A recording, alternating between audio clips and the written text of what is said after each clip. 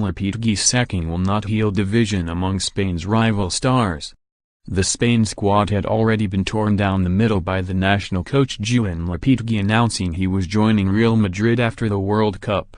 Wednesday's decision to sack him will do nothing to heal the rift.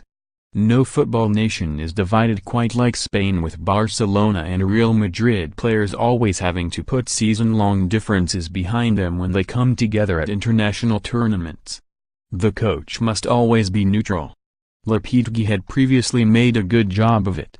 He had been a third-choice keeper for both clubs in his playing days and he handled both sides of the divide well, but he blew his neutrality when he announced just 48 hours before Spain's first match that he was joining Madrid this summer.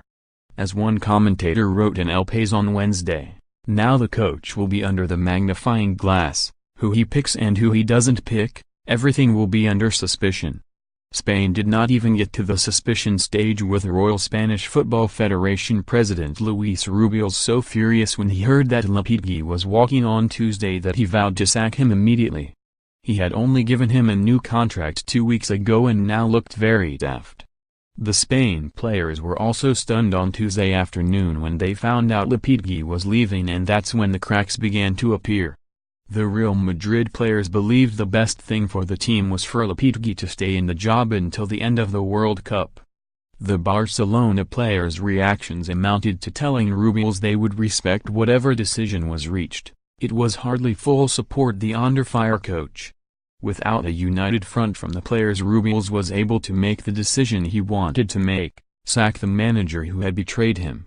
Tuesday 4 p.m. Julen Lopetegui is announced as the new Real Madrid manager, and it is confirmed he will take over after the World Cup Wednesday 8:30 am. Spain announced they will hold a press conference amid reports Lopetegui's job is under threat. 9:30 am. The press conference is delayed by an hour as Spanish thought chiefs attempt to thrash out a solution to the problem. 9:45 am. Spanish players, led by Sergio Ramos, plead with the head of the Spanish FA, Luis Rubiales, to allow Lopetegui to keep his job. 10 a.m. Spanish superfan Manolo El Del Bombo, who bangs the drums in support at matches, storms into the press conference, concerned about his team's fortunes at the World Cup. 10:15 am. Reports emanate from Spain that the players have convinced the Spanish FA's top brass to allow Lopetegui to continue through the World Cup. 10:30 am. The Spanish FA finally take the stage at their press conference,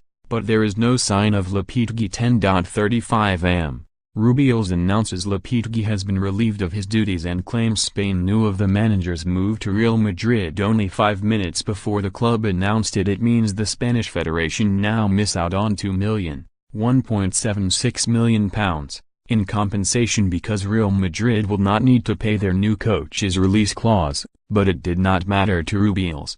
The damage had been done. Lopetegui had lost all credibility. A video was doing the rounds on social media on Wednesday morning of him jokingly rollicking the reporter who had dared to ask a club-related question in a press conference. "This is the World Cup. The World Cup." But he broke his own golden rule when he decided to sort out his club future just as the campaign was about to start, and pin his post-tournament allegiance to Real Madrid.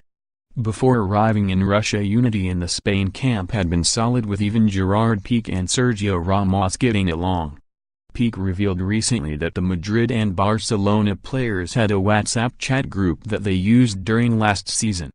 Ramos admitted he had taken WhatsApp off of his phone so was not participating, but it still seemed like a measure of how good relations were, and Ramos and Piqué have talked about sharing certain business ventures as their careers wind down.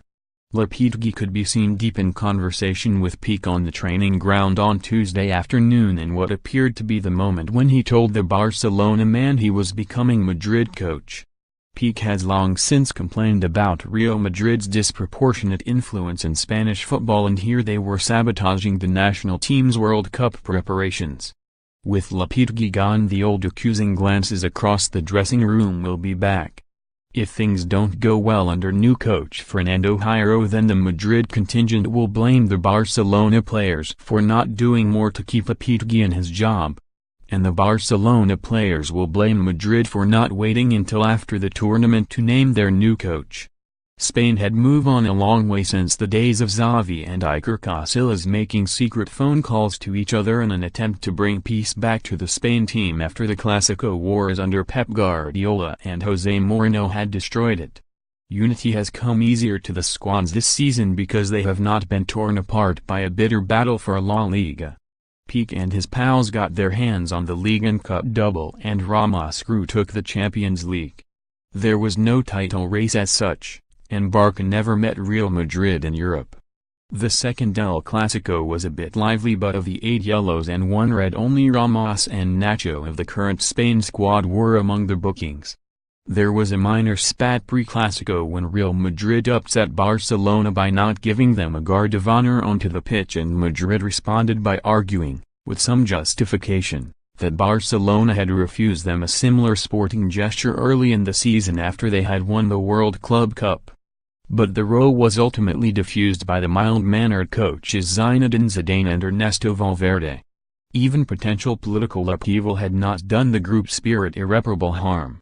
The country buckled under the weight of a rift between Catalan separatists and the Spanish government towards the end of last year. Andrés Iniesta did his best to be the voice of reason, tweeting, "Before we do ourselves more damage, let those whose job it is to talk, talk. Do it now for all of us. We deserve to live in peace." He was criticized in social media for not coming down on one side or the other. Piqué tweeted that people should be allowed to vote in peace, and Ramos responded on social media by saying that was hardly the way for Piqué to stop Spain fans whistling and jeering him during matches. But in the subsequent months the football seemed to rise above what remains a complex situation far from being resolved, and there was no tension at Spain's Los Rosales training camp before the players flew to Russia. When the king turned up last week, he stopped to chat with Piqué and asked him about a recent burglary that took place at his Barcelona home. Then Spain flew to Russia. Zidane quit and Lopetegui was busy signing for Real Madrid when he should have been planning for Portugal. They had stood united during a faultless qualifying campaign. Now it remains to be seen if it's a case of divided they fall.